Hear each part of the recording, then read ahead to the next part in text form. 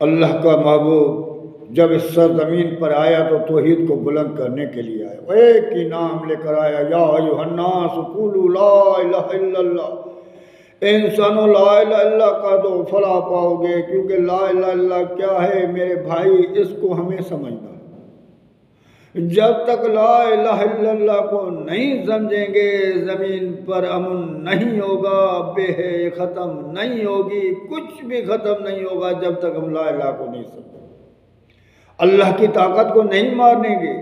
اور سارے طاقتوں کو انکار نہیں کریں گے،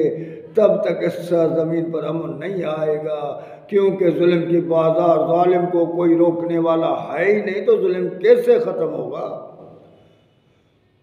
تو میرے بھائی کم سے کم اندازہ کرو، سوچو، جس سرزمین پر میرا محبوب امن لانے کے لیے آیا تھا، اس سرزمین پر ہم نے بے حیائی کو سر عام کر دیا۔ کہلاتے بھی اس کی امت ہیں، کہلاتے بھی ہم اپنے نبی کی امت ہیں، اور جس کو ختم کرنے کے لیے میرا نبی آیا وہ چیز ہم نے بالکل آگے لے کر آئے۔ کسی چیز میں بھی کوئی سیفٹی نہیں ہے، کوئی گارنٹی نہیں ہے۔ میرے بھائی کوئی نبی نہیں آئے گا، اللہ کے بعد نبی کے بعد کوئی نبی نہیں ہے۔ اللہ کا محبوب دنیا میں آیا تو سارے نبیوں پر مہر لگا کر آخری نبی بن کر آیا اور امن کا جھنڈا لے کر دنیا میں آیا۔ تو اللہ تعالیٰ جو قصے بتا رہا ہے ہمیں قرآن میں، کیوں بتا رہا ہے؟ اس لیے بتا رہا ہے کہ ہم بعد آ جائیں۔ لوگوں نے ولیوں میں امید کی تھی کہ یہ ہمیں چھڑائیں گے، یہ ہمیں کچھ دیتے ہیں، اولاد دیتے ہیں، مال دیتے ہیں۔ نبیوں میں امید کی تھی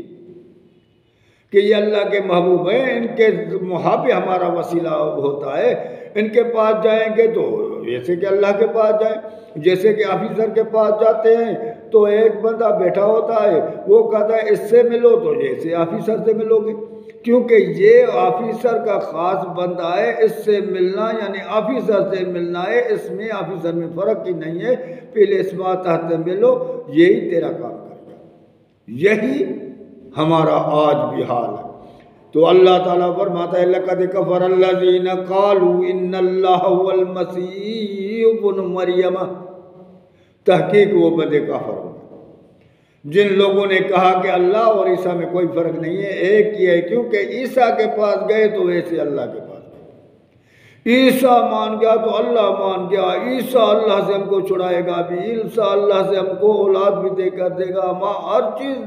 ہے عیسیٰ، حضرت عیسیٰ کے ہاتھ میں، عیسیٰ اللہ کا محبوب ہے، اللہ کا بیٹا ہے، عیسیٰ جو کہے گا اللہ مانے گا۔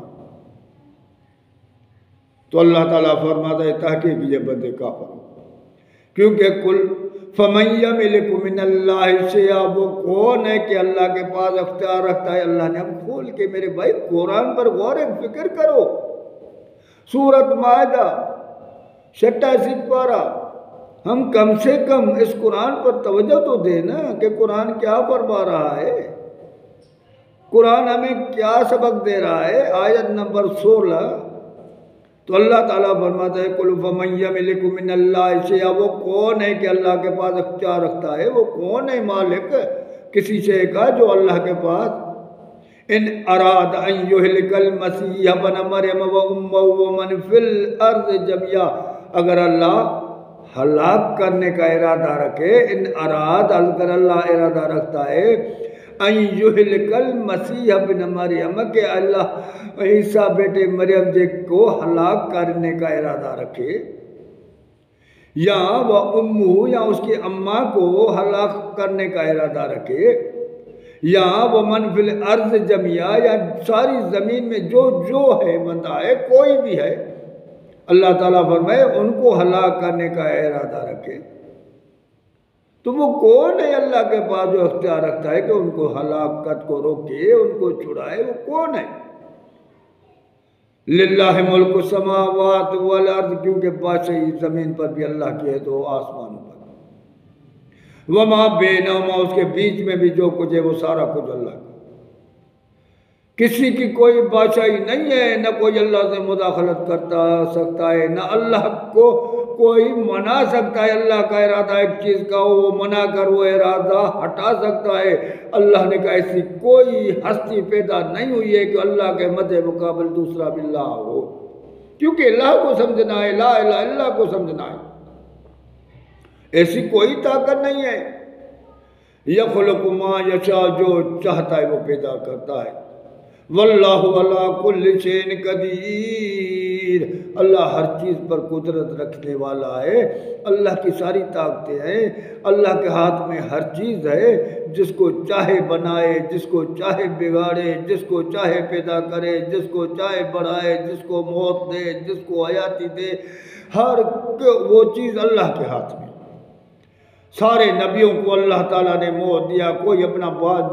جان بچا نہیں سکا، ان کے اولادوں کو ان کے سامنے موت آیا۔ اللہ کا محبوب کا بچہ حضرت ابراہیم اللہ کے محبوب کے سامنے وفات پا گیا، اللہ کا محبوب کے آنکھوں سے آنسو بہہ گئے، زار و زار رو رہا ہے، صحابہ کرام دیکھ کے پریشان ہو گئے، اللہ کے محبوب آپ ہی رو رہے۔